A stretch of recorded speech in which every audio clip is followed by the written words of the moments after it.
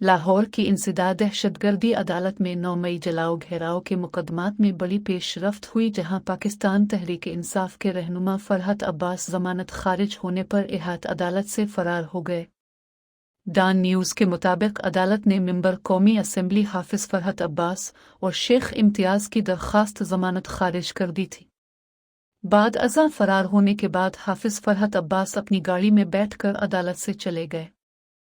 خیال رہے کہ 9 مئی کو القادر ٹرسٹ کیس میں بانی پاکستان تحریک انصاف (PTI) عمران خان کی اسلام آباد ہائی کورٹ کے احاطے سے گرفتاری کے بعد PTI کی طرف سے متغیر احتجاج کیا گیا تھا، جس کے دوران فوجی، سول اور نجی تنصیبات کو نظر آتش کیا گیا، سرکاری اور نجی املاک کو شدید نقصان پہنچایا گیا تھا، جبکہ اس دوران کم از کم 8 افراد ہلاک اور 290 زخمی ہوئے تھے۔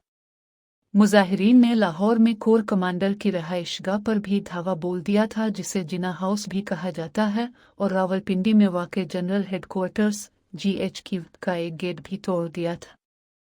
اس کے بعد ملک بھر میں قانون نافذ کرنے والے اداروں کے ساتھ لڑائی، توڑ پھوڑ اور جلاؤ گھیراؤ میں ملوث 1900 افراد کو گرفتار کر لیا گیا تھا، جبکہ عمران خان اور ان کی پارٹی کے کارکنوں کے خلاف مقدمات بھی درج کیے گئے تھے۔